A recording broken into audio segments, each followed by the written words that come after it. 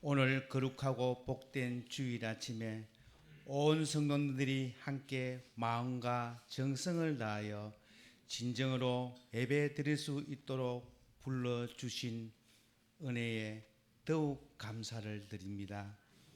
이 시간 예배를 통하여 연약한 우리 심령을 다스리시고 주정하여 주셔서 우리 안에 계시는 성령님의 도움을 받아 하나님의 성품을 닮아가게 하시고 우리의 삶을 통하여 하나님께 영광을 돌리고 가정과 교회와 직장과 사회에서 빛과 소금으로 바로 살아갈 수 있도록 인도하여 주시옵소서.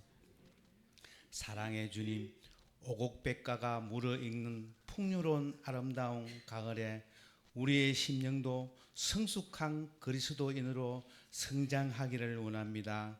우리의 심령과 마음속에 성령 충만함을 주셔서 뜨거운 열정으로 채워 주시옵소서. 사랑의 주님, 전도 대상자를 작정하고 합심 기도 중에 있습니다. 우리가 계획하고 작정하고 나아갈지라도 그것을 이루는 것은 우리 주님인 것을 믿고 나아갈 때에 담대하게 복음을 전하는 우리들 되게 하여 주시옵소서. 그리하여 하나님께 예배하는 성도, 예수님을 닮은 행복한 성도, 성령의 능력으로 복음을 전하는 성도님들이 다 되게 축복하여 주시옵소서. 오늘 예배드리고 온 성도님들과 함께 신안 정도로 선교 여행을 떠납니다. 좋은 일기를 허락하시고 오고 가는 길 안전을 지켜 보호하여 주시며 은혜로운 여행이 되게 하여 주시옵소서. 이 시간 말씀 전가하실 목사님께 성령 충만함을 허락하셔서 진리의 말씀을 증거할 수 있도록 인도하여 주시고 예배에 참석한 모든 성도님 마음속에 생명의 말씀, 능력의 말씀이 되게 하시고 그 말씀에 아멘으로 화답하게 하시며 순종할 수 있는 믿음을 허락하여 주시옵소서. 찬양으로 영광을 돌리는 찬양대의 찬양을 흠량하시고 이 모양 저 모양으로 보이지 않게 섬기는 손길들 우리 주님 축복하여 주시며 기쁨으로 충만하여 봉사하는 우리 성도님들 되게 하여 주시옵소서. 거룩하신 예수님 이름으로 기도하옵나이다. 아멘.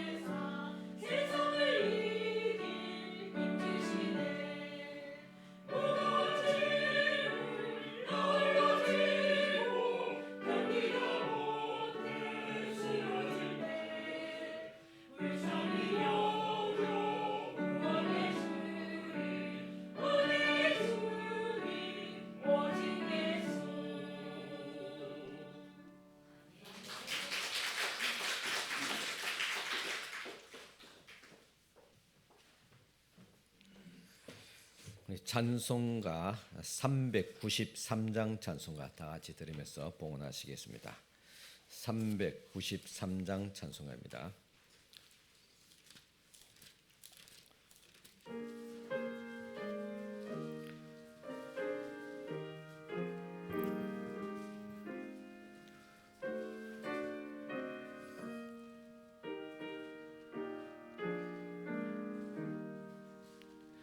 오 신실하신 주 내 아버지여, 널 함께 계시니 두려움없네.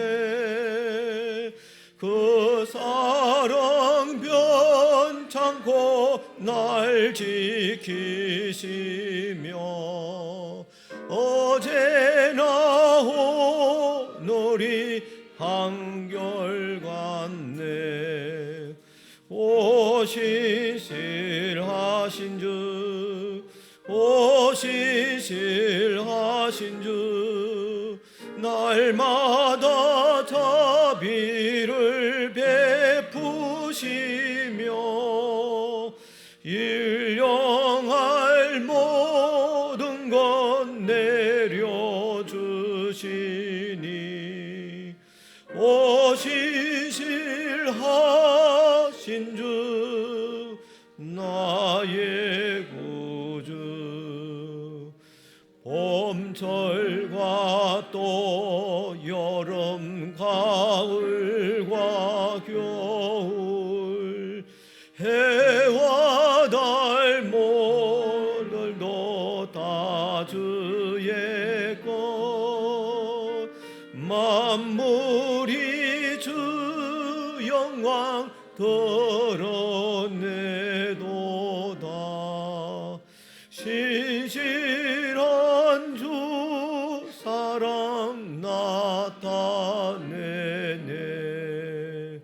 오 신실하신 주, 오 신실하신 주, 날마다 자비를 베푸시며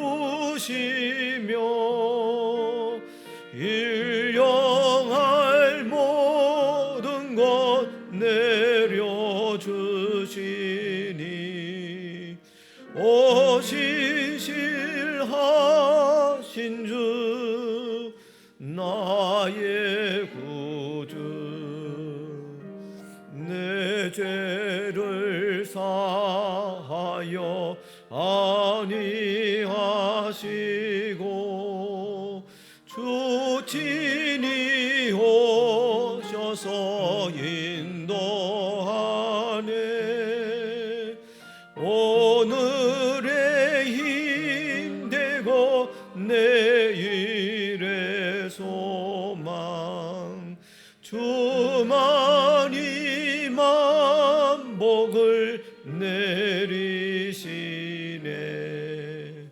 오 신실하신 주, 오 신실하신 주, 날마다 자비를 베푸시며 일용할 모든 것 내려주시니, 오 신실하신 주 나의 구주. 아멘. 봉헌기도 드리겠습니다.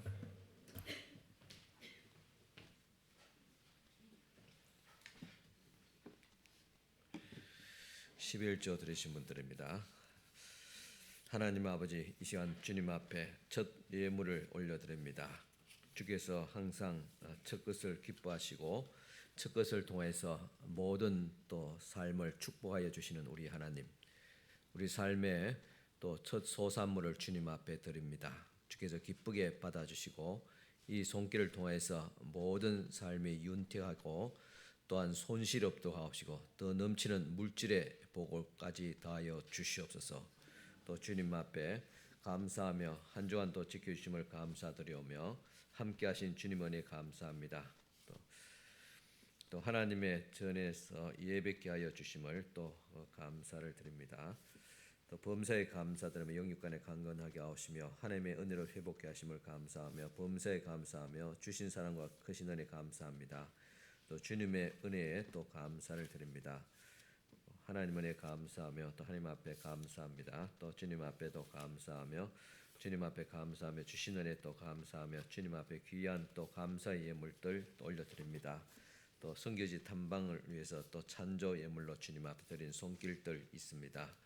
주님 앞에 이 시간도 감사하며 귀한 예물들 주님 앞에 올려드립니다. 기쁘게 받아 흠령하여 주시고 또 하나님의 전을 위해서 또 감사하며 또 귀한 성교지 여행을 위해서 또 찬조로 감사하는 귀한 손길들 기억하여 주시고 축복하옵시고 비록 같이 함께 자리를 하지 못하지만은 동일한 하나님의 은혜와 감동과 또 열심을 회복시켜 주시옵기를 원합니다. 또 주님 앞에 건강을 또 감사하며 귀한 예물 드리사오니 더욱 주님 은혜 가운데서 영과 육과 정신이 온전하게 강건할 수 있도록 축복하여 주시옵기를 간절히 바라고 원합니다. 또 주님 앞에 주일의 헌금을 드리며 성교 구제 장학 건축 예물로 드립니다. 아름다운 모든 이 손길을 축복하옵시고 주님께서 복을 다하시되 믿음의 복을 건강의 복을 또한 물질의 복까지도 다하여 주시옵소서. 예수님 이름으로 축복하며 기도드리옵나이다. 아멘. 이 시간 주신 또 하나님의 말씀 봉독해 드리겠습니다. 말씀은 에베소서 3장 말씀 되겠습니다.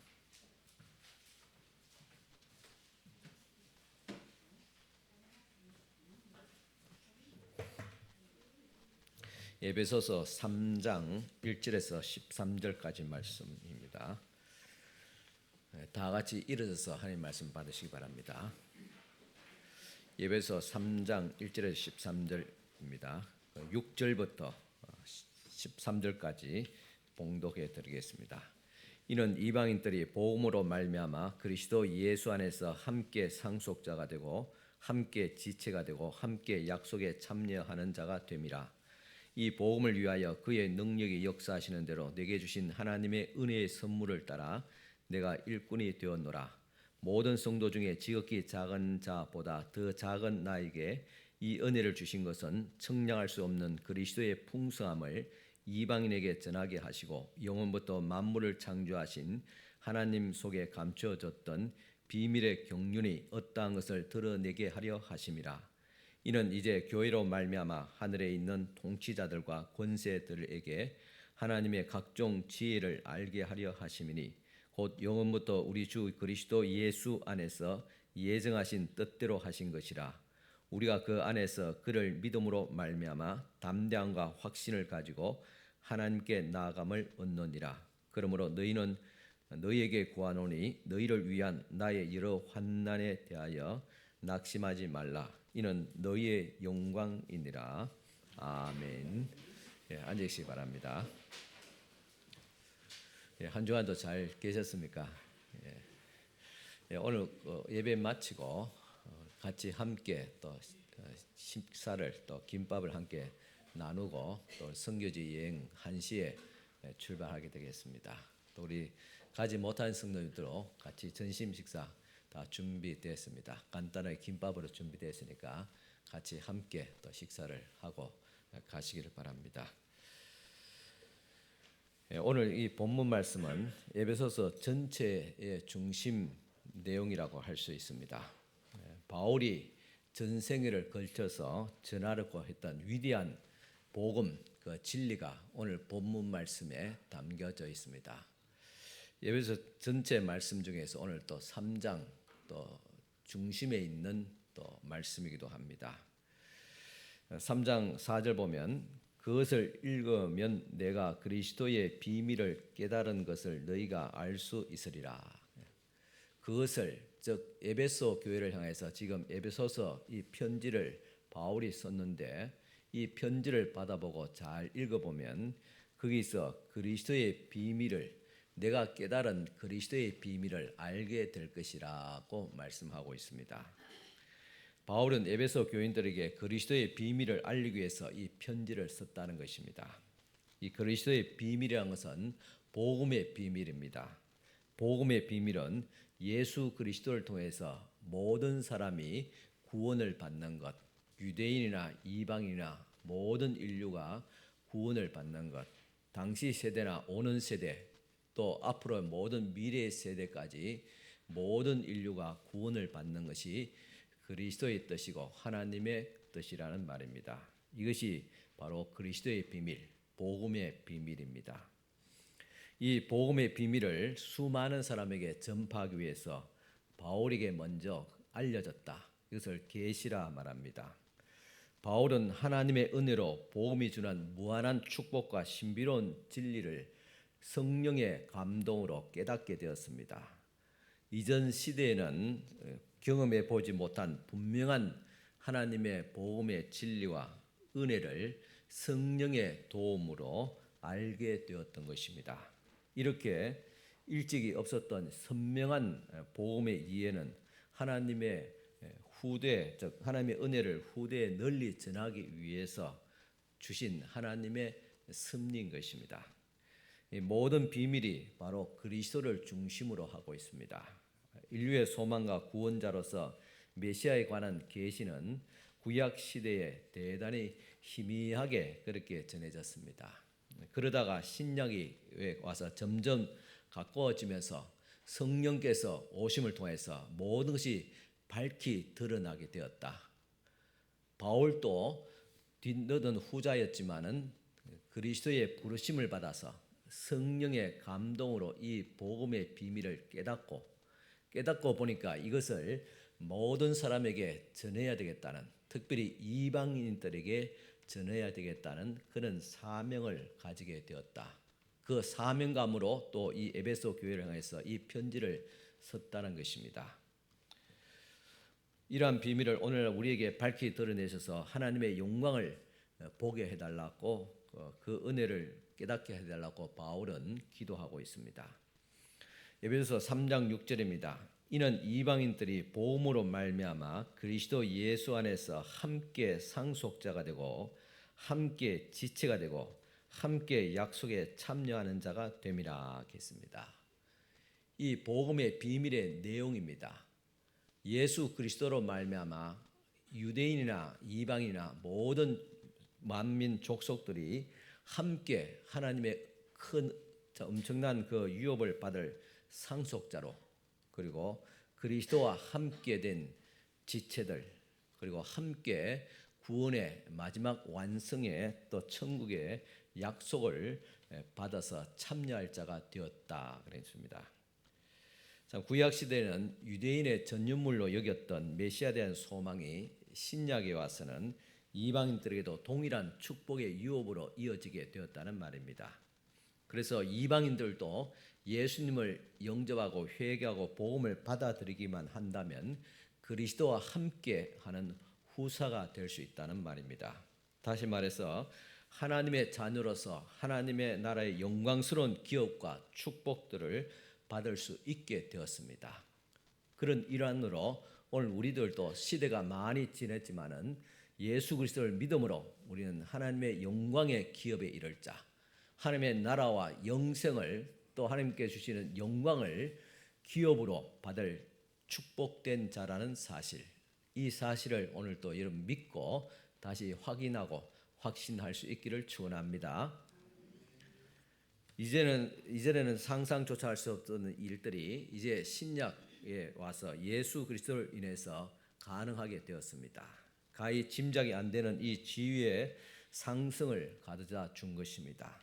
이것이 바울이 성령의 보여주심으로 깨달아지고 이것을 전하는 것을 사명으로 알고 이 사실을 지금 에베소 교회를 향해서 편지로 쓰고 있는 것입니다. 에베소 3장 1절입니다. 이러므로 그리스도 예수의 일로 너희 이방인을 위하여 갇힌 자 된 나 바울이 말하거니와 하겠습니다. 참, 이 에베소 3장 1절 이 한 절 말씀은 가지고도 우리가 수시간 함께 나눌 수 있는 귀한 말씀입니다. 바울이 이 위대한 소식을 전하면서 자신을 소개하는데 갇힌 자 된 나 바울이다 이렇게 소개하고 있습니다. 이 편지를 쓸 때 사실 바울은 로마의 죄수의 신분으로 머물고 있었습니다. 바울이 로마 황제 앞에서 받을 신문을 기다리면서 죄수의 몸으로 있었습니다. 때로는 감옥에, 때로는 어느 정도의 자유를 얻으면서 가정집에서 지낼 수 있었습니다. 하지만 여전히 감시자가 따라다니는 죄수의 몸이었습니다. 이런 바울을 보통 사람들은 누구든지 바울은 로마의 죄수다 그렇게 말했을 것입니다. 어떤 면에서는 그것이 사실입니다. 그러나 바울은 결코 자신을 로마의 죄수다, 황제의 죄수다 그렇게 말하지도 생각하지도 않았습니다. 그는 말하기를 나는 그리스도의 일로 예수의 일로 그리고 너희 이방인들을 위해서 갇힌 자 된 바울이다. 그리스도의 일, 그리스도의 사역 때문에 사명 때문에 그리고 이방인 된 에베소 교회를 비롯해서 모든 이방인들을 위해서 내가 스스로 갇힌 자가 되었다. 그렇게 말하고 있습니다. 그는 언제나 자기를 그리스도 때문에 이방인을 구원하기 위해서 갇힌 자라고 생각했던 것입니다. 그는 로마의 권위로 또 유대인의 음모로 체포되었다고 여기지 않았습니다. 그럴 것 같으면 아예 그가 예루살렘으로 올라가지 않았을 줄 압니다. 그는 그리스도를 위해서 자기가 고난 당한다고 생각했던 것입니다. 이러한 생각은 그의 인생을 아니 우리의 삶을 전혀 딴 인생으로 바꾸어 놓을 수가 있습니다. 어느 환경 미화원이 있었습니다. 이른 아침부터 악취와 먼지가 나는 그 쓰레기를 치우고 거리를 청소하는 일을 평생 해온 사람입니다. 누가 봐도 쉽지 않는 일에다가 존경받는 직업도 아니고 그렇다고 월급이 많은 것도 아니었습니다. 그런데 신기한 것은 그 사람의 얼굴이 늘 밝았습니다. 하루는 그 사람의 모습을 궁금하게 생각했던 한 젊은이가 이유를 물었습니다. 힘들지 않으시냐고, 어떻게 그렇게 항상 그렇게 행복한 표정을 지을 수 있느냐고. 이 젊은이의 질문에 대해서 환경미화원의 답이 걸작입니다. 나는 지금 지구의 한 모퉁이를 청소하고 있다네. 그런 자부심과 긍지를 가지고 살고 있기 때문에 그 마음에는 항상 기쁨이 있고 얼굴은 항상 밝았던 것입니다. 이것이 바로 생각의 태도면 같은 일을 하더라도 우리의 어떤 생각을 가지고 있느냐에 따라서 달라질 수 있다는 것을 보여주고 있습니다. 18세기에 영국이 낳은 세계적인 건축가 크리스토퍼 렌경이 있습니다. 그가 성바울 교회당을 건축할 때 다음과 같은 유명한 일화가 있습니다. 어느 날 이 크리스토퍼 렌경이 공사를 상황을 시찰하고 있었는데 한 일꾼에게 찾아가서 물었습니다. 당신은 지금 무엇을 하고 있지요? 그 사람은 이렇게 대답합니다. 나는 지금 치수대로 정한 대로 이렇게 돌을 닦아내고 있습니다. 또 두 번째 사람에게 가서 그가 무엇을 하냐고 물었습니다. 그 사람은 이렇게 대답했습니다. 나는 돈을 벌기 위해서 지금 일하고 있습니다. 그리고 일하고 있는 세 번째 사람에게 가서 무엇을 하고 있는가 또 물었습니다. 그는 잠시 일손을 멈추고 곧바로 몸을 세운 채 이렇게 대답했습니다. 나는 성바울 교회당을 건축하는 크리스토퍼 렌경을 도와드리고 있습니다. 그렇게 말했습니다. 이 세 사람은 생각의 차이 때문에 전혀 다른 지금 세계에 살고 있었던 것입니다. 오늘 우리에게 문다면 어떤 대답을 하겠어요? 무슨 일을 하든지 여러분들 지금 하고 있는 일이 무엇 때문에 하고 있습니까? 라고 물었을 때 그냥 아무 생각 없이 그냥 일하고 있습니다. 어떤 사람은 그래도 우리 가족을 위해서 이렇게 열심히 이렇게 일하고 있습니다. 그렇지만 그렇게 흔치 않지만 어떤 사람은 나의 삶의 터전에서 주님의 영광을 위해서 일을 하고 있습니다. 그렇게 대답하는 사람도 있을 것입니다. 만일 어떤 사람이 중대한 원인 때문에 감옥에 갇히게 되었다면 그 사람은 자기 자신을 불쌍하고 학대받는 사람이라고 생각할 수도 있습니다. 그래서 불만스럽게 보든지 아니면 자신은 지금 위대한 어떤 사건의 주인공이다 그렇게 자랑스럽게 생각하는 사람들도 있습니다. 예를 들어서 일제 강점기 때 독립운동을 하다가 갇혔던 그런 위대한 우리 독립투사들, 비록 옥에 갇혔지만 나는 민족을 위해서, 조국을 위해서 이렇게 갇혔다, 그런 자부심을 가지지 않겠습니까? 같은 감옥에 있더라도 그의 생각에 따라서 그의 삶은 엄청나게 달라진다는 것입니다. 전자는 감옥을 그같이 고난으로 생각하고 후자는 그것을 하나의 특권으로 생각했습니다. 바울이 바로 자기는 갇힌 자 되었지만은 그리스도를 위해서, 그리고 이방인의 구원을 위해서 내가 갇힌 자 되었다, 그렇게 여겼던 것입니다. 오늘 여러분의 삶을 읽으면 많은 문제들이 있지요. 경제적인 문제들하며 건강의 문제들, 또 사람의 관계 어떤 문제들, 또 나라와 민족의 어떤 사회적 여러 가지 어려운 문제들 속에 우리가 살아가고 있습니다. 그 속에 살아가면서 이것이 나의 인생을 읽으면 감옥이다, 그렇게 괴로운 삶을 살아가는 사람도 있는가 하면, 이 가운데서 나는 그리스도의 영광을 위해서, 그리스도 때문에 당하는 고난이고 그리스도의 영광을 위해서 내가 고난을 당한다, 그런 자부심과 긍지를 가지는 사람도 있습니다. 바울이 그런 사람이었습니다. 그리스도를 위해서 우리가 어려움이나 비난이나 물질적인 손실을 받았을 때 우리는 우리 자신을 희생자라고 생각하든가, 아니면 그리스도를 위한 용사다, 사명자다, 그렇게 생각할 수도 있습니다. 여러분은 전자입니까, 후자입니까? 당연히 후자가 되기를 바랍니다. 이처럼 우리의 관점은 완전히 다른 인간으로 만들어 놓을 수 있습니다. 이런 면에서 바울은 우리의 삶의 모델입니다. 그는 자기를 로마의 죄수로 보지 않고 그리스도의 죄수다, 그렇게 여겼습니다. 다시 묻습니다. 여러분은 예수님을 믿고 교회에 헌신하며 또 교회 생활하는 것이 부담스럽게 생각합니까? 아니면 축복으로 생각합니까? 축복인 줄 믿습니다. 부담스럽게 생각하면 벌써 다 떠났습니다. 미안하지만. 바울이 갇힌 것은 그리스도 때문에 이방인을 구원하기 위해서 갇힌 것이다, 그렇게 생각했습니다. 그러면서 자신의 태도를 이렇게 설명합니다. 첫째, 자기 자신은 계시를 받은 사람이다. 예배서 3장 5절입니다. 같이 한번 읽어보겠습니다. 이제 그의 거룩한 사도들과 선지자들에게 성령으로 나타내신 것 같이 다른 세대에서는 사람의 아들들에게 알리지 아니하셨으니 겠습니다.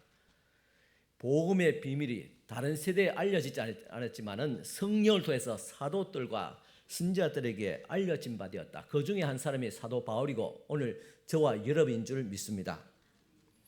하나님께서 자신의 그것을 계시해 주셨다. 하나님의 복음의 비밀을 알려주셨다는 것입니다. 바울은 여기서 자기가 처음에 진짜 우주적인 그런 하나님의 사랑, 그런 섭리를 발견한 최초의 사람이라고, 또 특별한 사람, 하나밖에 없는 사람이라고 주장하지 않습니다.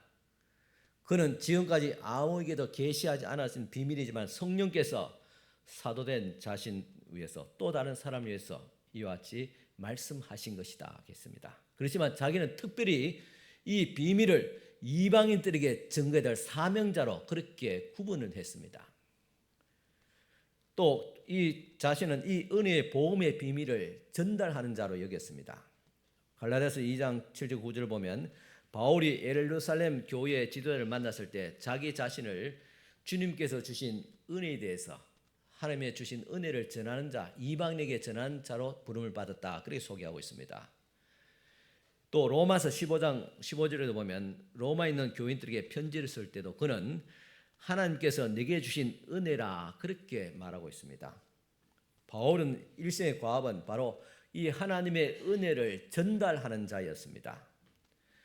그리고 우리 기독교의 여러 가지 귀한 선물들이 우리에게 주어진 것은 또한 이것을 다른 사람에게 전달하기 위해서 나누어 가지라는 뜻인데, 이것이 그리스도의 삶에서 위대한 그런 하나의 사실입니다. 그리고 그것은 우리 자신만을 위해서 간직하고 있으며, 그렇게 되면 모든 것을 잃어버린다는 것이 또 그리스도의 삶에서 있어서 또한 위대한 경고이기도 합니다. 그래서 우리는 우리가 받은 이 은혜를 나누어 줄 때 그것을 우리가 계속 풍성하게 간직할 수 있습니다. 왜 우리가 전도하라 그럽니까? 우리 자신의 전도함을 통해서 복음의 비밀이 우리 속에 더 풍성하게 됩니다. 그 능력으로 역사되고 우리 마음에 감사와 기쁨과 확신이 있게 됩니다. 그래서 여러분 신앙을 성장을 하기 위해서 지난주에 말씀드린 것처럼 목사는 성도를 온전하게 하는 것이 목사의 직무입니다. 성도를 온전하게 한다는 뭡니까? 신앙을 온전하게 한다는 것이 신앙을 성숙시킨다는 말인데 신앙을 온전하고 성숙시키기 위한 최고의 방법은 아니 단 하나의 방법은 전도입니다. 내가 받은 복음을 전할 때 그 복음이 내 속에서 살아 역사하고 내 가슴을 뜨겁게 움직이면서 요동치면서 그것을 증거하게 되어지고 그렇게 될 때 우리 신앙이 성장하고 성숙하고 온전하게 된다는 말입니다. 바울은 이런 사명을 가지고 있었습니다. 그래서 그는 자신을 하나님의 종이다 그렇게 말합니다. 즉 자기에서 주신 그리스도의 복음을 증거하는 일을 위해서 주님 앞에 부름받은 사명자이고 그리스도의 종이라 그렇게 생각했습니다. 그는 이 복음을 전하는 일을 실증나게 부담스럽게 또 의미라고 생각하지 않고 그는 빛나는 특권이다 그렇게 여겼습니다. 사람들에게 교회를 위해서 봉사하라고 권면하기 참 어렵습니다. 목사도 마찬가지입니다. 교인들에게 직분을 주고 또 책임을 주고 또 어떤 임무를 주고 또 사업을 또 이렇게 이야기할 때 조심스럽습니다. 하나님을 위해서 가르치며 하나님을 위해서 노래하며 또 하나님을 위해서 교회 여러 가지 직분을 맡아서 관리하며 또 하나님을 위해서 우리가 말을 하고 또 하나님을 위해서 가난한 사람들 그리고 시달린 사람들을 방문하고 위로하고 그리고 하나님을 위해서 우리가 시간과 우리의 건강과 재물을 바치는 것은 그것은 우리에게 있어서 강제로 되어진 의무가 아닙니다. 그것은 하나님의 주신 모든 은혜를 선물로 받아들일 때 그 선물을 받은 그 은혜에 대한 감동으로 주님 앞에 자연스럽게 주님 앞에 드릴 수 있는 우리의 표현인 것입니다. 바울은 이와 같이 주님 앞에 하나님이 주신 모든 것을 은혜다. 은혜이기 때문에 내가 나눈다. 주님 앞에 그냥 받은 선물이기 때문에 나눈다는 것입니다. 바울은 자기 자신을 위해서 또한 고난을 받는 자다. 그리스도를 위해서 자신은 고난을 받는 자다. 그렇게 말하고 있습니다. 그는 충성의 길이 고난 없는 길이라고 기대하지는 않았습니다. 오늘 말씀 마지막 13절이죠. 내가 그리스도를 위해서 고난을 받는다. 내가 갇힌 자 됐다. 이것을 너희들은 부끄러워하거나 두려워하지 말라. 그렇게 말하고 있습니다.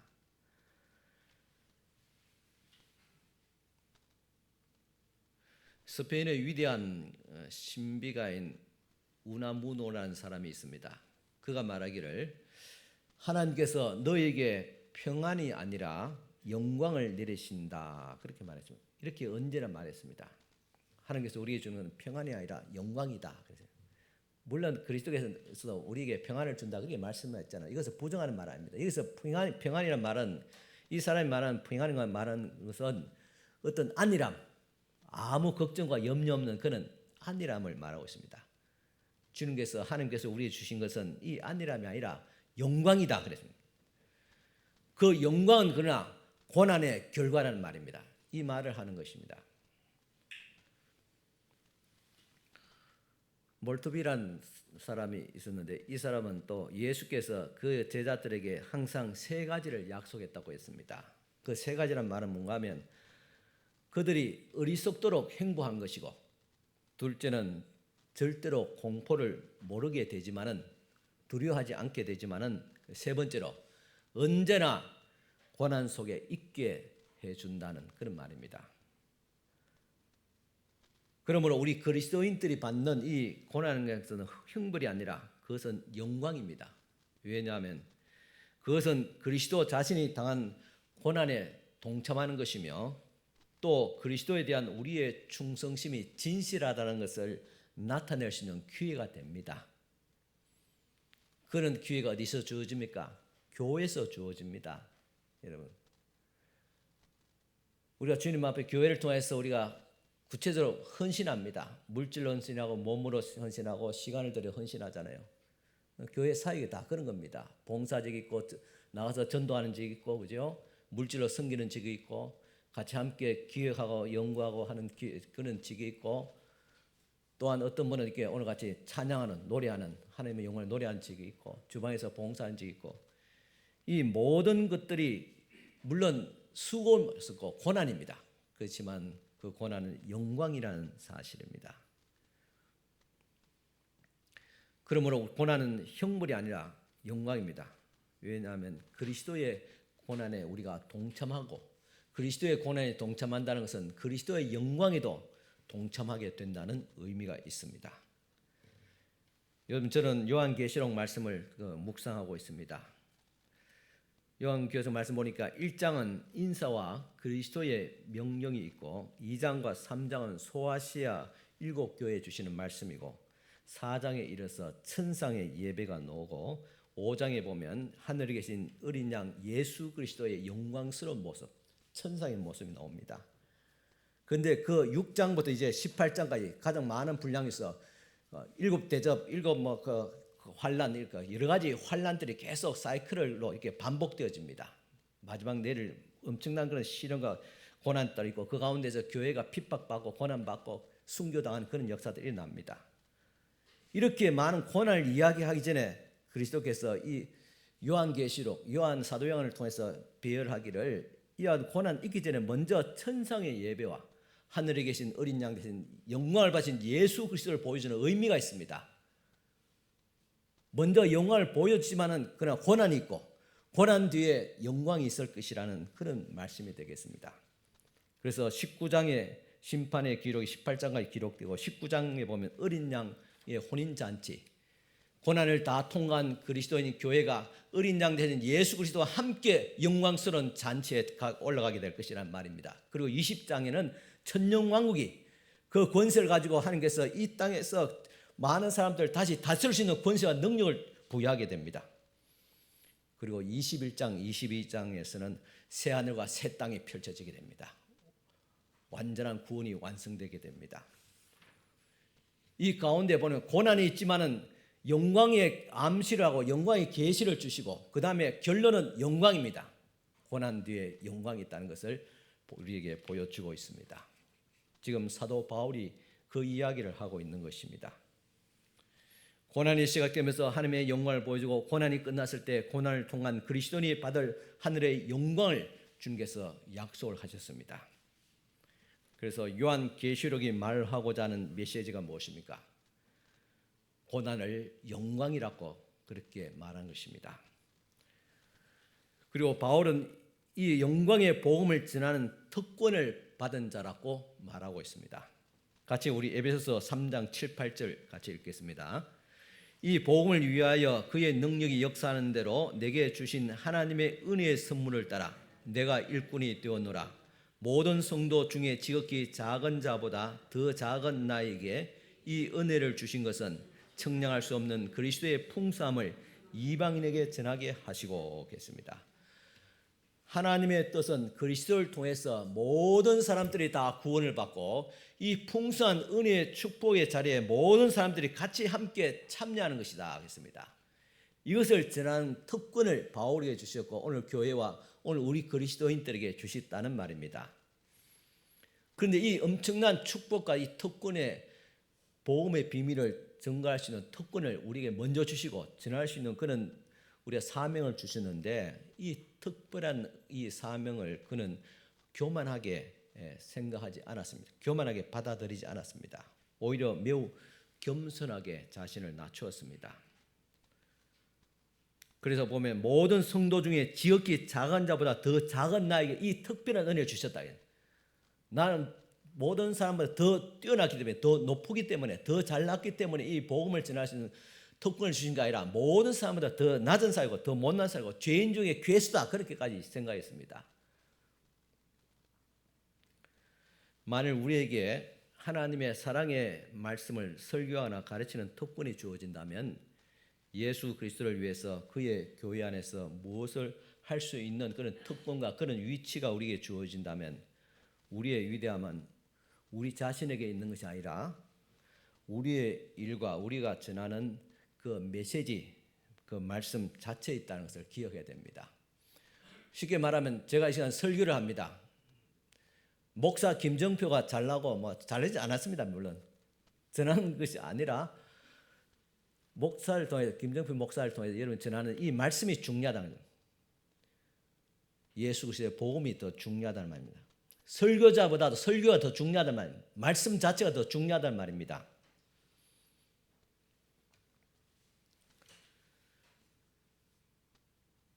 우리의 주어진 특권은 우리 자신 아니라 우리가 가지고 있는 이 말씀의 내용이 더 중요합니다. 그것을 기억해야 됩니다. 토스카니니라는 세계적인 오페라 주의자 겸 음악 해설가가 있습니다. 한 번은 베토벤 교향곡을 하나를 연주하고 그것을 준비시키기 위해서 오케스트라 단원들에게 이렇게 말했습니다. 신사 여러분, 나는 아무것도 아닙니다. 여러분도 아무것도 아닙니다. 오직 베토벤만 전부입니다. 우리는 베토벤을 연주하기 위해서 모인 것이지 연주자도 중요한 것이 아니고 지휘자도 중요한 아닙니다. 베토벤의 그 곡이 중요합니다. 어떻게 하면 그 곡을 우리가 순수하게 어디에서 드러내고 살리느냐, 이것이 우리의 사명입니다. 그렇게 말을 했던 것입니다. 그는 자기의 지휘 능력도 다 감춰버리고 단원들의 어떤 재능도 다 감춰버리고 오직 베토벤만 넘쳐 흐르게 해야 됨을 알았던 것입니다.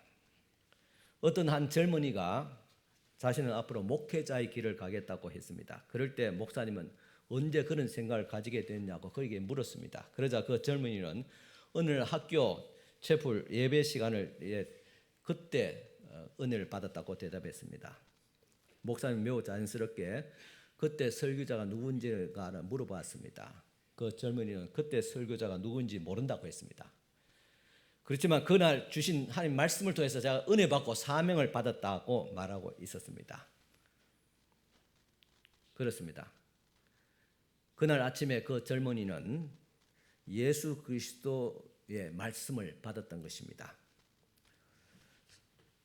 그 설교야말로 참다운 설교였습니다. 누구든지 그리스도를 섬기는 사람은 자기 자신을 주목시키거나 자기 자신을 칭찬하도록 만들겠다는 그런 생각을 내려놓아야 됩니다. 그 사람으로 하여금 오로지 그리스도만 바라보게 해야 됩니다. 교회에서 일어나는 비극 중 하나가 바로 그리스도의 영광과 권위보다도 자신의 명예와 권위를 더 관심을 가지는 사람들이 많다는 것입니다. 그리고 또 그리스도를 나타내기보다는 자기 자신을 나타내는 데 더 관심이 많은 사람들이 있다는 것입니다. 유명한 설교자 또 일어난 설교자를 찾는 그 자체가 모순입니다. 유명한 설교자를 찾는다는 것은 그 속에 있는 설교가보다도 설교자를 더 중요하기 때문에 그는 선입관을 가지고 유명한 설교자를 찾습니다. 그럴 때면 바울이 자신이 경계했던 자기보다 그리스도를 드러낸 것이 바울의 삶이고 그래서 나는 낮고 낮은다고 그렇게 계속 낮췄는데 그러나 유명한 설교자를 찾는다 그 자체가 바로 말씀보다 예수보다도 설교자를 더 우선시하는 그런 모순에 빠지게 된다는 말입니다. 예배서 3장 8절입니다. 모든 성도 중에 지극히 작은 자보다 더 작은 나에게 이 은혜를 주신 것은 청량할 수 없는 그리스도의 풍성함을 이방인에게 전하는 것이다 했습니다. 오늘 본 말씀 8절에서 13절까지 하나님의 계획과 지혜가 계속됩니다. 바울은 여기서 우리 모든 나라 온 백성이 하나가 되게 하는 것이 하나님의 계획이고 복음의 비밀이다. 예수 그리스도 안에서 유대인이나 이방이나 모든 민족이나 모든 족속들이 예수 그리스도 안에서 하나가 되게 하는 것. 이것이 하나님의 비밀이고 하나님의 섭리고 하나님의 경륜이고 하나님의 뜻이고 하나님의 마음인 것입니다. 그러기 위해서 어떻게 됩니까? 우리가 모든 사람에게 복음을 전해야 되지 않습니까? 에베소서 3장 6절입니다. 이는 이방인들이 복음으로 말미암아 그리스도 예수 안에서 함께 상속자 되고 함께 지체가 되고 함께 약속에 참여하는 자가 됨이라 했습니다. 그것은 우리가 잘 기억해야 될 사항입니다. 때로 우리 기독교 역사는 마치 복음이 이방인에게 전파된 것은 단지 유대인들이 복음을 받아들이지 않고 예수님을 배척했기 때문에 복음이 이방인으로 가서 우리에게 먼저 그런 기회가 주어졌다, 그렇게 착각을 합니다. 그렇지만 결코 그렇지 않습니다. 유대인들이 받아들이지 않는 복음이 이방인에 갖는 것은 이방인을 구원하게 하기 위하고, 이방인의 구원의 숫자가 찰 때 비로소 다시 유대인들이 그 복음을 받아들이고 유대인이나 이방이나 같이 그리스도 안에서 하나가 되는 것, 이것이 하나님의 뜻입니다. 유대인과 그리스도인들이 하나가 될 때, 그리스도 안이 하나가 될 때, 그때가 바로 그리스도께서 재림하실 때입니다. 그래서 우리는 이 예루살렘 이스라엘 사람들이 예수를 받아들이나 예수를 믿느냐, 그것을 주목해 보아야 됩니다. 또한 바울은 여기서 하나님의 은혜를 묘사하는 위대한 용어를 사용하고 있습니다. 폴리포킬로스라는 하나님의 은혜란 말입니다. 이 하나님의 이 은혜라는 것은 의미는 가지, 그러니까 가지각색이라는 뜻입니다. 은혜가 뭐냐? 가지각색이에요. 이 말의 의미는 하나님의 은혜가 우리의 모든 삶에 적용된다는 그런 뜻입니다. 오늘 우리의 삶이라는 것은 음지와 양지가 있지 않습니까? 여러분 지금 음지에 있습니까? 양지에 있습니까? 조금 빛이 웃는 사람은 그래도 뭐 음지에 있다 그렇게 생각하는 것 같아요. 아마 대부분 사람들은 나는 지금 음지에 있다. 왜 그러냐 하면 건강이 좀 안 따라주고, 오늘도 우리 참 성지 여행 가고 싶지만 건강 때문에 못 가니까 마음이 좀 섭섭하지, 그죠? 아니면 또 경제적인 어려움을 겪고 있는 사람들 음지에 있다, 그렇게 생각할 수 있겠지요. 또 여러 가지 참 문제와 어려움, 참 고민이 많은 사람도 음지에 있다. 또 어떤 사람과의 관계가 잘 참 안 풀린 거, 이것도 참 답답한 일이잖아요. 그건 음지에 있다, 정서적으로 그렇게 생각합니다. 하지만 그리스도 예수 안에서는 하나님의 은혜 속에 사는 사람에게는 은혜라는 것은 음지와 양지가 없다는 말입니다. 하나님의 은혜는, 광명에는 음지와 양지가 있을 수 없습니다. 모든 것이 다 광명 속에 있다는 말입니다. 미국의 켄터키 시골 통나무 집에 태어난 한 사람이 있었습니다. 그는 어릴 때부터 교사의 꿈을 키운 사람이었고, 또 그의 가정은 너무나 연약해서 제대로 학교 수업을 받을 수 없지만은 독학으로 마침내 교사가 되었습니다.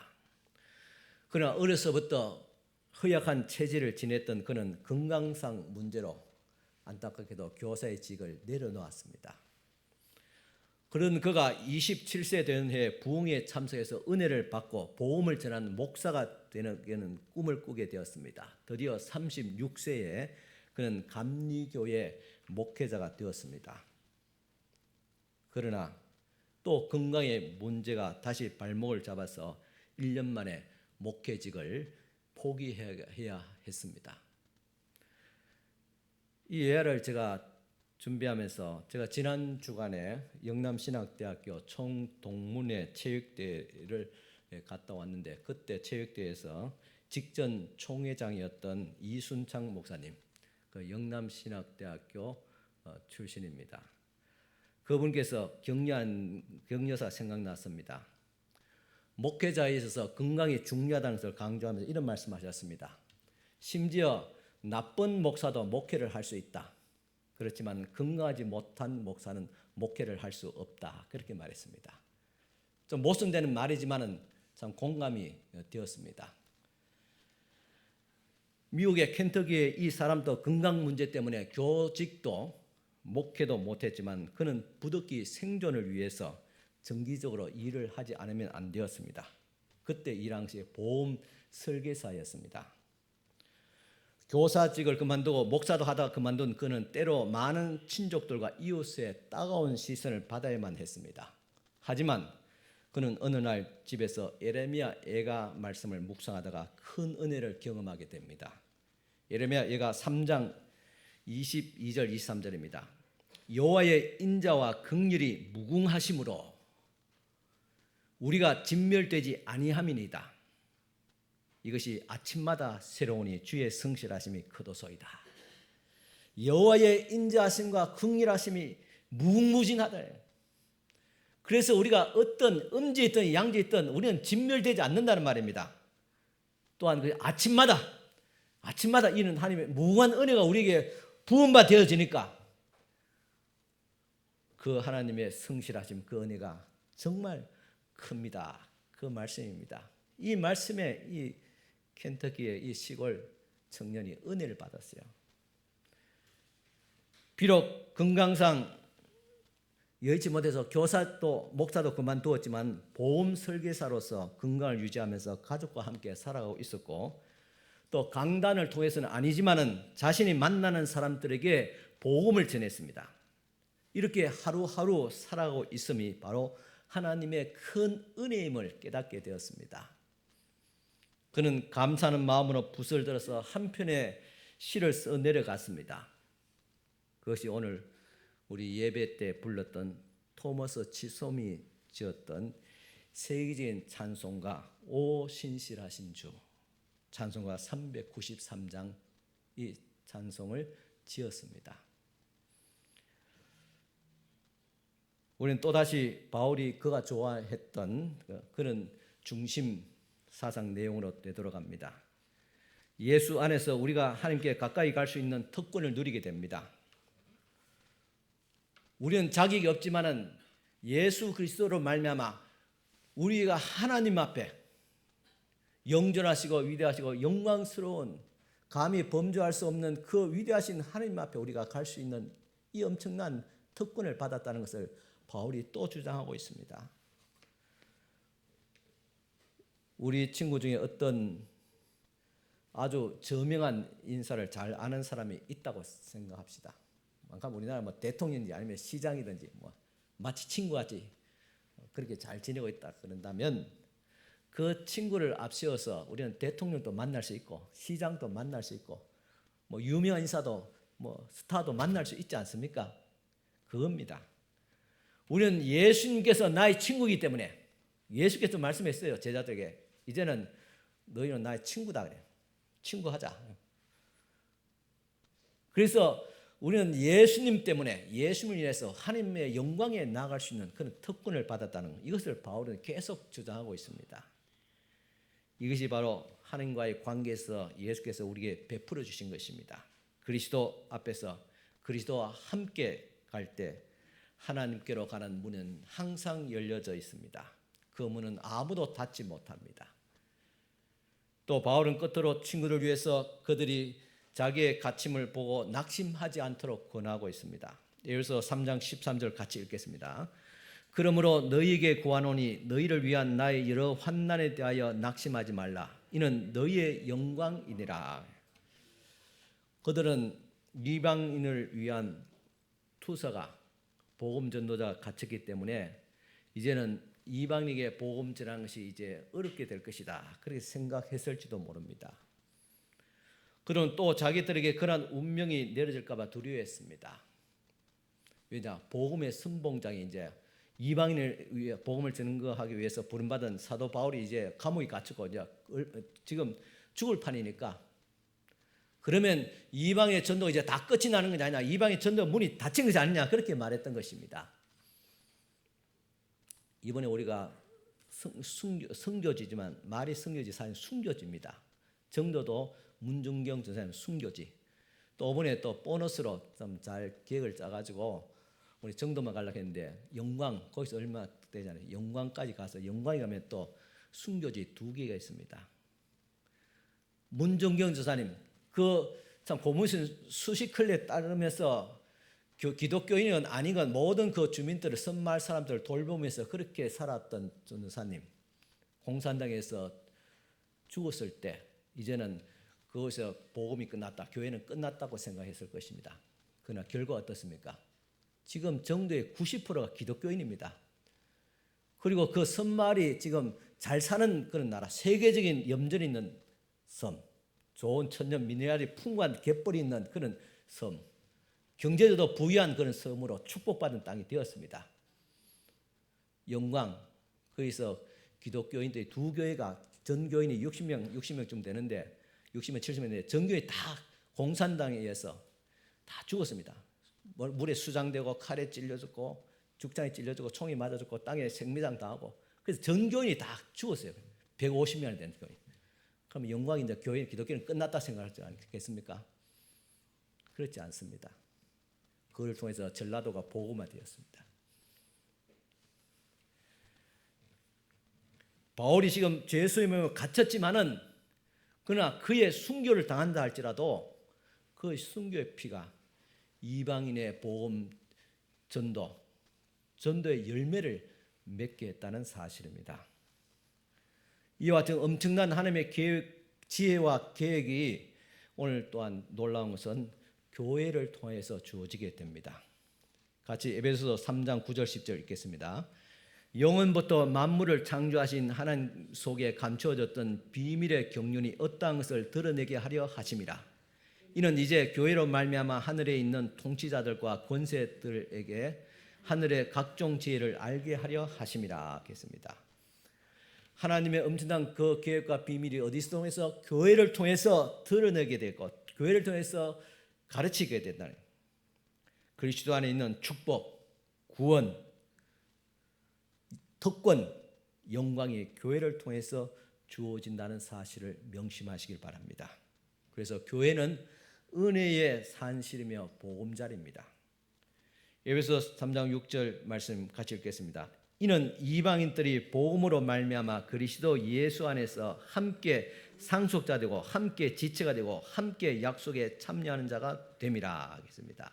예수 안에서 그리스도와 함께 하늘의 영광과 그 기업을 상속받는 자로 그리스도와 함께 되는 지체로 함께 그 영광스러운 약속을 참여하는 자로 그리스도 안에서 이 모든 것이 주어지는데 그 그리스도 안에 주어진 그 은혜가 기회감이 어디서 나오는가? 바로 그분의 몸된 교회를 통해서 주어지게 된다는 사실입니다. 그래서 교회의 온전한 지체가 되어서 하나님께서 우리에게 허락하신 모든 이런 신령한 복을 누릴 수 있는 성도 여러분들이 되기를 축원합니다. 기도드리겠습니다. 하나님 아버지 감사합니다. 그리스도 안에서 우리에게 주신 놀라운 은혜와 사랑과 축복함을 오늘 우리들에게 허락하여 주시고 예수 그리스도를 통해서 그의 몸된 교회를 통해서 또한 이 시간 우리에게 전하여 주시고 깨닫게 해주시고 확신케 하옵시고 다시 그리스도와 함께한 자로서 그리스도의 영광에 참여할 자로 소망을 가지고 믿음으로 전진하게 하옵소서. 영광의 길이 바로 십자가의 길이고 십자가의 길 끝에는 영광이 있다는 것을 다시 한 번 더 깨닫게 해주심을 감사합니다. 그리스도와 함께 누릴 그 영광을 바라보면서 오늘 우리에게 주어진 모든 고난의 일들을 수고의 일들을 충성하는 일들을 마다하지 않는 지혜로운 성도 주님 앞에 선택받은 하나님의 귀한 신부된 교회가 되어지게 하여 주시옵소서. 또 우리가 예배 후에 같이 함께 잠시 식사를 나누고 또 순교지 또 순교지 여행을 가게 됩니다.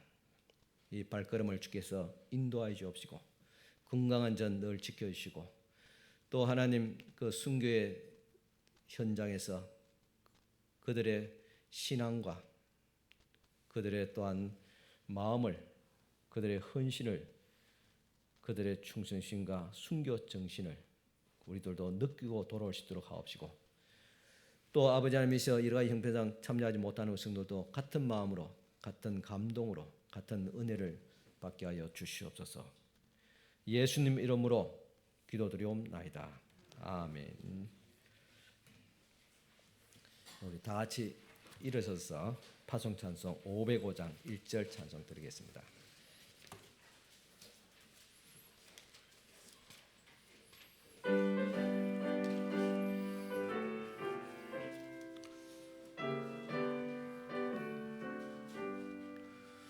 온 세상 위하여 나 복음 전하리 만 백성 모두 나와서 주 말씀 들으라 죄 중에 빠져서 헤매는 자들아 주님의 음성 듣고서 너 구원받으라 전하고 기도해 매일 세상 모든 사람 다 듣고 그 사랑 알도록. 아멘. 축복 기도드리겠습니다. 지금은 우리 주님 예수 그리스도의 은혜와 하나님의 크신 사랑과 성령의 감동 교통 충만하신 은총이 영광의 복음 생명의 복음을 전하고자 하는 사랑하는 모든 우리 성도들과 또 하나님의 교회 위에 지금부터 영원토록 함께 있을지어다. 아멘.